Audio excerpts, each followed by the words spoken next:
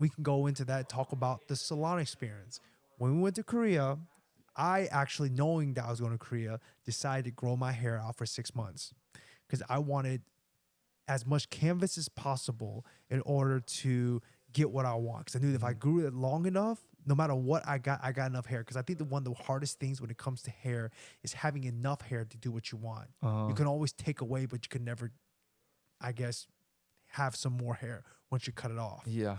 So grew it out, and when I went to the salon, okay, I love the fact that Naver gives you discounts. I literally got a perm, a down perm, and a cut for 58,000 wands, Which is how much US dollars? which comes out to almost like $48. Which is $48 is the price of a haircut 40, most time. yeah, like $40.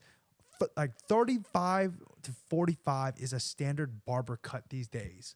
You go anywhere, it's like 35, 40, and that's like generous, and that's just usually a fade and a little touch up, right? I got a perm, a down perm, a cut, shampoo, all that for 40 basic dollars. Insane. And the only reason I get that, this is a little cheat code for y'all. If you want to get a haircut, go on Naver, and they always post specials on Naver, and they'd be like, what you call it? Go here, special. If you're first time a customer, you get like 40% off. And then on top of that, I don't know if all of them do it, some of them do it. If you pay in cash, you get additional 10% off. So I got like 50% off my haircut, which was, and it ended up being like 58,000 won.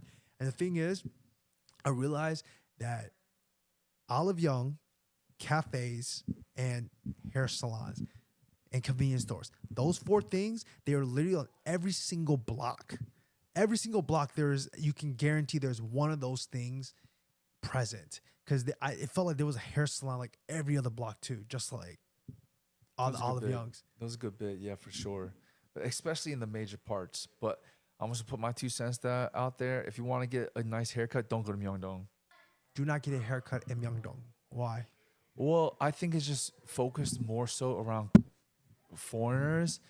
And then I learned, okay, maybe this is something I learned in general. If you go to a foreign country and you want something there that the foreigners use, and you walk into the lobby and there's no Koreans in there, you're probably in a place that's just for foreigners. Tell them about your experience. Yeah, so I went to the one place because it was known to give like scalp treatments. So I was like, all right, I'll just do 2 birds in 1 stone because I don't want to go to 2 hair salons for 2 different things. So I was like, all right, I'm gonna go there, get the hair treatment, get my hair permed, get a haircut.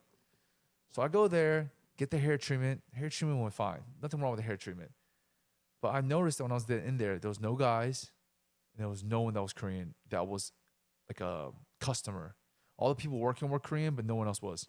I was just worried that I wouldn't be able to speak to them to communicate. But honestly, like you said, like you kind of just tell them brief guidelines, and they'll just like see what works best with your hair, which is what I did later on.